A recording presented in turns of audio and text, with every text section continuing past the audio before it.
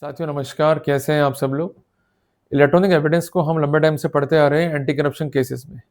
आज हम पढ़ेंगे एक महत्वपूर्ण कंसेप्ट जो कि जुड़ा हुआ है राइट ब्लॉकर से। कई बार ऐसा होता है कि अथॉरिटी यूज़ नहीं करती है, जिससे ओरिजिनल फाइल जो है उसकी जो इंटीग्रिटी है, उसका जो रिलायबिलिटी है, उसका जो ऑथेंटिकेशन है, इट ऑल्सो अफेक्टेड। तो क्या ये कॉन्सेप्ट है, कि आपके केस में कॉन्सेप्ट यूज़ हुआ या नहीं हुआ, इस पर अपने को बहुत ज़रूरी चर्चा करना।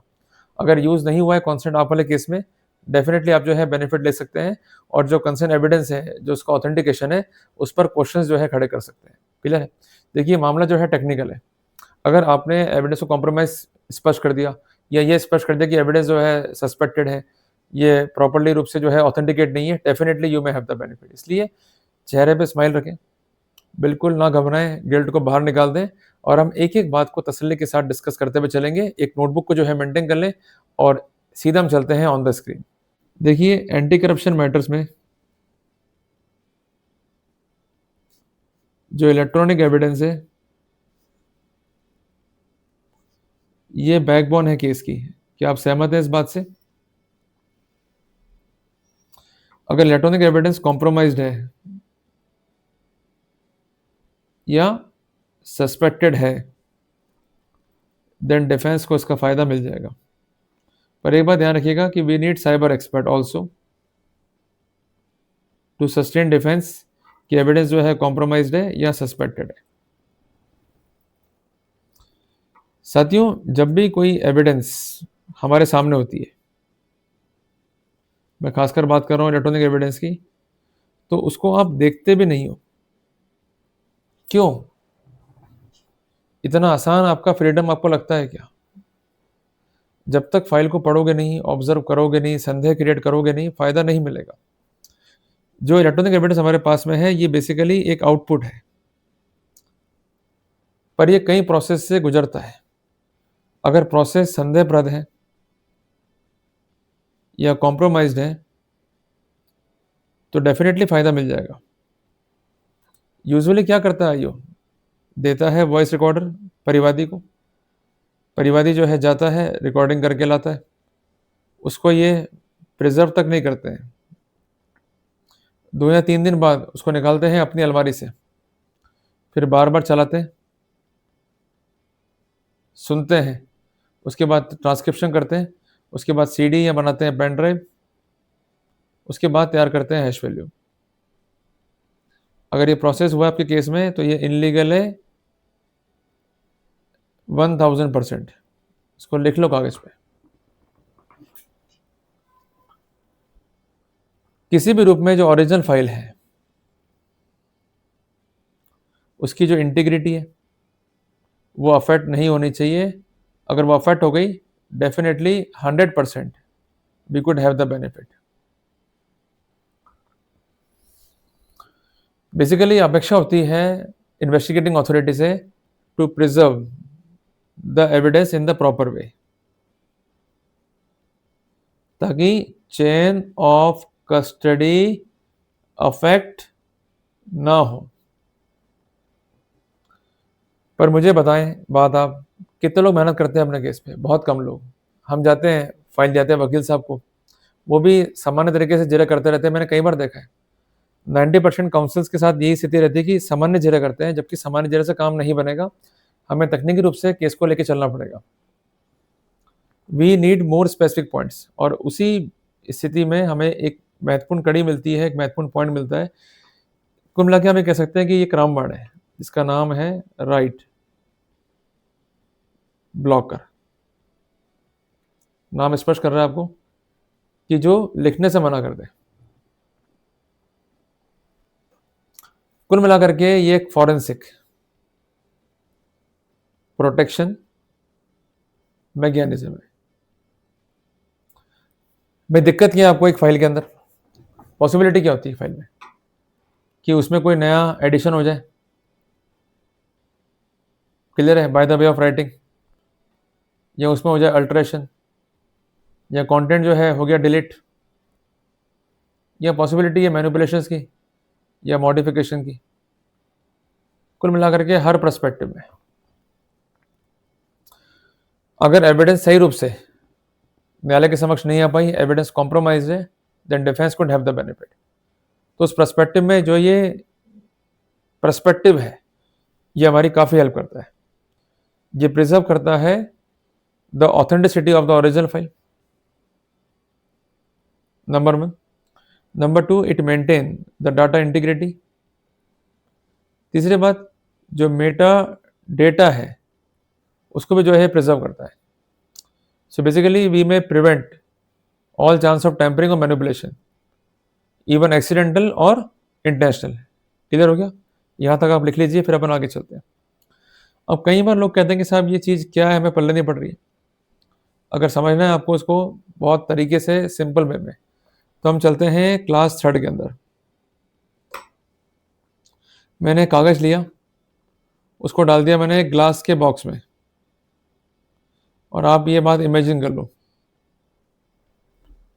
ये एक बॉक्स हो गया, इसमें कागज़ डाल दिया हमने। तो हम क्या कर पा रहे हैं? इसको देख पा रहे हैं, एम आई राइट? इसको हम स्टडी कर पा रहे हैं, इसका हम फोटो ले पा रहे हैं, पर क्या हम ग्लास को टच कर पा रहे हैं? उत्तर है नहीं। और यही काम करता है ये concern right blocker. So in simple words, we could say that if you really want to maintain the integrity of the electronic record or evidence, then we must observe whether in our case write blocker is used or not. If it is not used, then definitely we could make the objection accordingly. Clear है? We could say that कि evidence जो है properly preserve नहीं हुई है। ये आप जो है नोट डाउन कर लो, काफ़ी इंपॉर्टेंट है।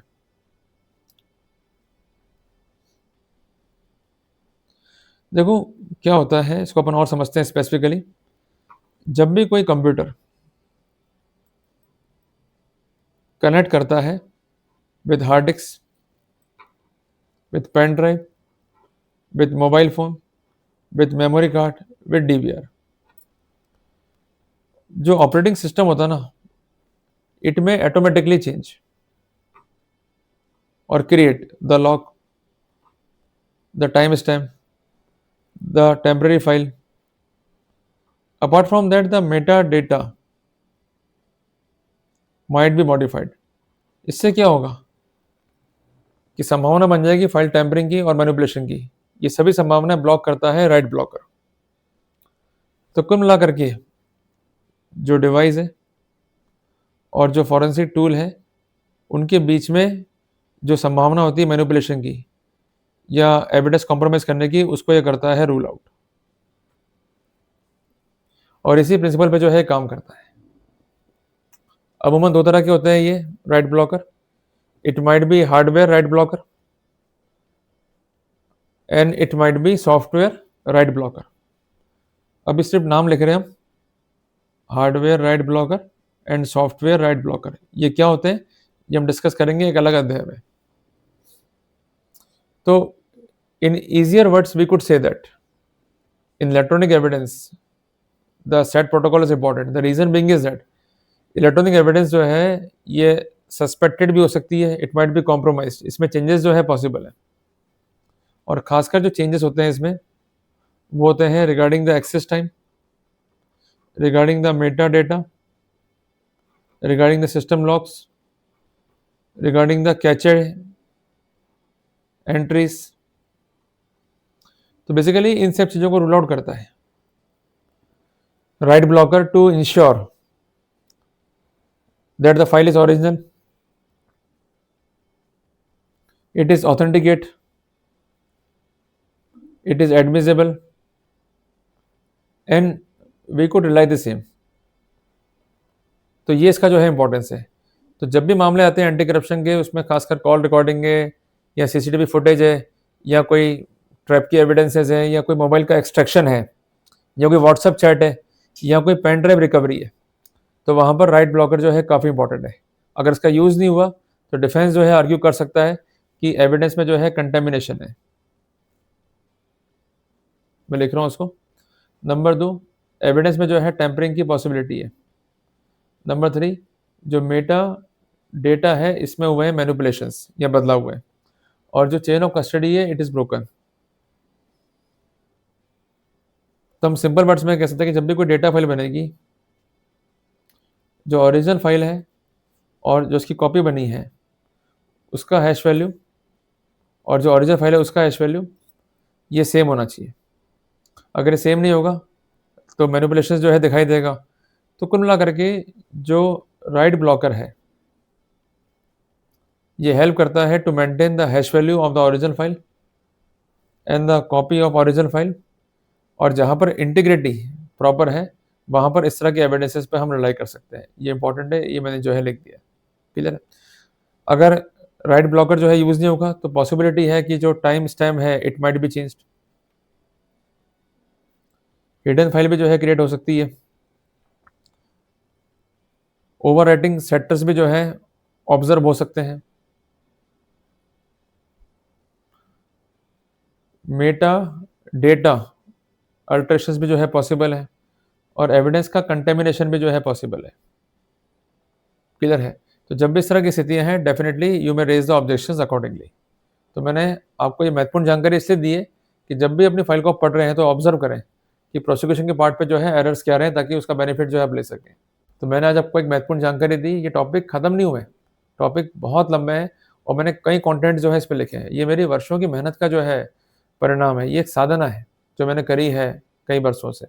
तो मैं जो अपनी नॉलेज है, जो अपना एक्सपीरियंस है, मैं शेयर इसलिए करता हूँ आप सबके साथ एक प्लेटफॉर्म पे, ताकि जो मेरी नॉलेज है उसका बेनिफिट आप ले सकें। कई बार ऐसा होता है कि आप सर्विसेज को अफोर्ड नहीं कर सकते। क्लियर है, चाहे वो कोई सी भी एडवोकेट की हो, तो कम से कम जानकारी होगी, फाइल को ऑब्जर्व कर पाएंगे, माइंड को अप्लाई कर पाएंगे, तो डेफिनेटली आप लोग जो है अपने लक्ष्य तक पहुंच जाएंगे।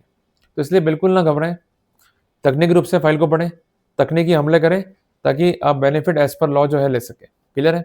जल्दी मिलेंगे एक नए अध्याय के साथ।